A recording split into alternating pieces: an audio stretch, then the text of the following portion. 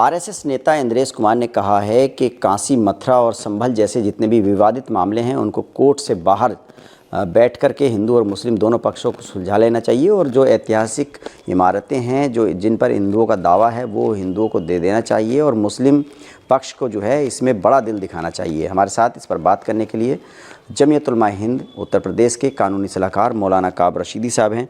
मौलाना साहब, इंद्रेश कुमार जी ने कहा है कि जो आरएसएस प्रमुख मोहन भागवत जी का बयान आया है वो बड़ा बयान है, देश हित में है और मुसलमानों को भी अब बड़ा दिल दिखाना चाहिए और काशी, मथुरा जैसे जो विवादित स्थान हैं वो हिंदुओं को दे देना चाहिए और कोर्ट से बाहर इसका जो है समझौता कर लेना चाहिए, बैठ के बात कर लेनी चाहिए। क्या कहना चाहेंगे? देखिए, पहली बात तो ये है कि आरएसएस चीफ का जो बयान है, मैंने तो ये कभी नहीं कहा कि वो देश विरोधी बयान है।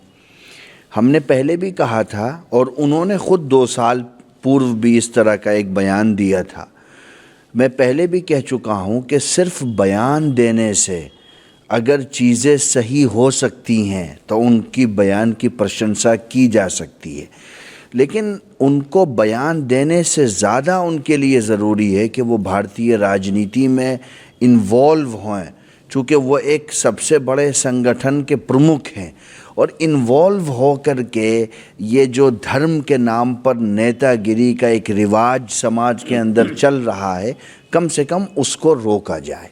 हमारे नेशनल प्रेसिडेंट जमीयत उलमा हिंद के मौलाना अरशद मदनी साहब ने बहुत स्पष्ट रूप से बाबरी मस्जिद वाले केस में कहा था कि जिसको आप विवादित ढांचा मानते थे, सुप्रीम कोर्ट ने ये माना है कि यहाँ पर मंदिर तोड़ करके मस्जिद नहीं बनाई गई है और बुनियादों में भी मंदिर के आसार नज़र नहीं आए, तो सर्वोच्चतम न्यायालय का जजमेंट है।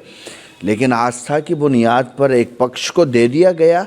जमीयत उलमा हिंद ने उस फैसले को किस कदर अपने दिल पर पत्थर रख करके कबूल किया और समाज के अंदर शांति व्यवस्था को बाकी रखा। इंद्रेश कुमार जी ने ये भी कहा है कि जो वक्फ अमेंडमेंट बिल है उसका मुस्लिमों को समर्थन करना चाहिए और जो मथुरा, काशी और संभल जैसे विवादित स्थान हैं वो कोर्ट से बाहर बैठ कर के फैसला करें और हिंदुओं को वो सुपुर्द कर दें वो स्थान और बड़ा दिल दिखाएं मुस्लिम समुदाय।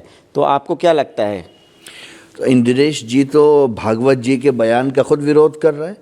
अभी मैंने देखा कि भागवत जी ने महाराष्ट्र में ये बयान दिया कि बाबरी मस्जिद और राम मंदिर विवाद के बाद आरएसएस ने ये कहा था देश भर में कि किसी और मस्जिद में मंदिर तलाश न की जाए। तो इंद्रेश साहब जो ये बयान दे रहे हैं ये तो स्वयं आरएसएस चीफ की विचारधारा के ख़िलाफ़ है। तो ये इन्हें पहले आपस में तय करना चाहिए कि कहाँ कहाँ क्या क्या करना है। मैं ये समझता हूँ कि देश के अंदर माहौल ख़राब करने के लिए आपने संभल की घटना को देखा है, किस तरीके से एक कम्युनिटी को टारगेट किया गया। लोअर कोर्ट ने जो आदेश दिए हैं उनके पीछे की मानसिकता क्या है, क्या नेचुरल जस्टिस को फॉलो किया गया है, उस पर सुप्रीम कोर्ट की क्या प्रतिक्रिया है, उस पूरे सिनेरियो पर अगर आप स्टडी करेंगे, अध्ययन करेंगे तो आप इस नतीजे पर पहुंचेंगे कि देश के अंदर एक नैरेटिव सेट करने के लिए, एक पूरी कम्युनिटी को आइसोलेट करने के लिए इस तरह की चीज़ों को भड़काया जा रहा है और देश का सामान्य मानवी इस बात को समझ रहा है कि बुनियादी मुद्दों से, बुनियादी ज़रूरतों से सवाल हटाने के लिए, ध्यान हटाने के लिए इस तरह की चीज़ों को ऊपर किया जा रहा है ताकि कोई ये ना पूछे कि 8 लाख बच्चों के करीब इस राज्य में क्यों बेसिक शिक्षा से दूर हो गए। लेकिन इंद्रेश कुमार जी जो कह रहे हैं वो कह रहे हैं कि जो विवाद है वो कोर्ट से बाहर बैठ करके एक सभ्य समाज की तरह दोनों समुदाय के लोग बैठ करके उसको सुलझाएं। विवाद क्या है साहब? आप मेरी मस्जिद को कह दो कि ये मस्जिद नहीं है, क्या ये कोई विवाद है? आप कहते हो 30,000 मस्जिदें ऐसी हैं जिनमें मंदिर है, तो आप कोई ऐसी बात करो ना जिसमें कोई टेबल पर आकर के बात की जा सके, कुछ समझ में आने वाली बात हो।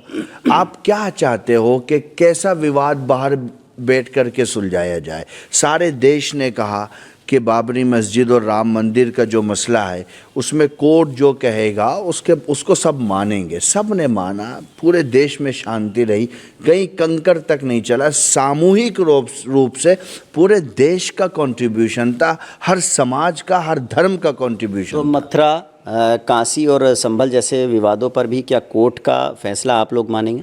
नहीं, हम तो उसमें कानूनी पहलू पर जा ही रहे हैं, और जो हम लीगली हम कर सकते हैं, हम ये बता सकते हैं कि नहीं हमारी इबादत गाह है, वो हम बता रहे हैं। तो बाहर बैठ के कोई फैसला नहीं होगा? नहीं, ये मैं ऐसा तय करूं, हमारा जो नेशनल नेतृत्व है वो तय करेगा, लेकिन इनकी कहने में और करने में धरती और आसमान का अंतर। तो इंद्रेश कुमार जी के बयान में और मोहन भागवत जी के बयान में आपको कंट्रोवर्सी दिखती है? 100% भाई। वो कह रहे हैं कि इन धार्मिक स्थलों के बारे में और चर्चा की जाए।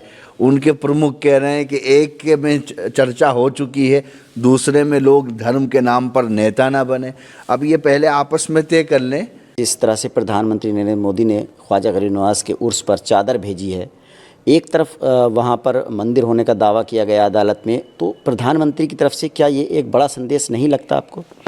देखिए, मैं समझता हूँ प्रधानमंत्री ने इस देश में जितने छुट भैया नेता घूम रहे थे, जो जिनको हर मस्जिद के नीचे मंदिर नज़र आ रही थी, प्रधानमंत्री ने उनको आईना दिखाया है।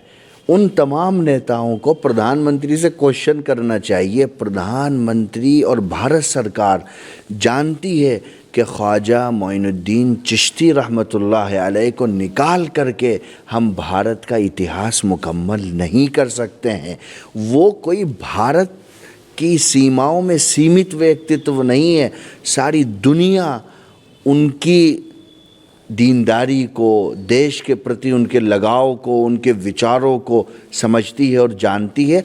और इस तमाम विवाद के बावजूद भी अगर प्रधानमंत्री एक केंद्रीय मंत्री को चादर लेकर के अजमेर शरीफ भेज रहे हैं, तो पूरे देश को ये सवाल उन नेताओं से करना चाहिए जो ख्वाजा मोइनुद्दीन चिश्ती रहमतुल्लाह अलैह के मज़ार के नीचे मंदिर ढूंढने की कल्पना कर रहे हैं। प्रधानमंत्री ने उनको संदेश दे दिया है कि ये रास्ता विकास का रास्ता नहीं है।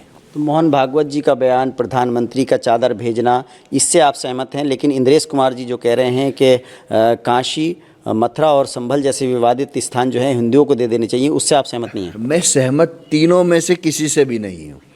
मैं ये कह रहा हूँ कि आप इन हालात को सुधारिए। आप देश को बर्बादी की तरफ जाते हुए देख रहे हैं। देश के अंदर सांप्रदायिक दंगों के लिए उकसाया जा रहा है। हर हर शहर में लोग किस तरीक़े की भाषा मुसलमानों के लिए, किस तरीक़े के अल्फाज मुसलमानों के लिए इस्तेमाल कर रहे हैं, जैसे उनका देश में कुछ नहीं है। IIT किसने बनाई थी? रक्षा के क्षेत्र में भारत को आत्मनिर्भर डॉक्टर APJ अब्दुल कलाम ने बनाया था, परमाणु बम दिया था। आप उसको हटा दो तो आप दुनिया में आज कई पायदान पीछे खड़े नजर आओगे। देखिए, जमीयत उलमा हिंद के मौलाना काब रशीदी साहब का कहना है कि जो इंद्रेश कुमार जी ने कहा है वो ख़ुद बयान जो है वो मोहन भागवत जी के बयान के ख़िलाफ़ है, क्योंकि मोहन भागवत जी कह चुके हैं कि अयोध्या के अलावा कोई और जो मस्जिद है या धार्मिक स्थल है वो RSS के एजेंडे पर नहीं है। ऐसे में उनको लगता है कि दोनों नेताओं के बयान ही आपस में जो है कंट्रोवर्सी वाले हैं, इसलिए इस तरह के बयान से देश का कोई भला होने वाला नहीं है। बल्कि जो जमीयत उलमा हिंद का कहना है कि वो इन मुद्दों पर कानूनी रास्ता अपना रहे हैं और वो इसीलिए कोर्ट भी गए हैं। For exclusive and insightful videos, subscribe to our new channel ABP Live Premium.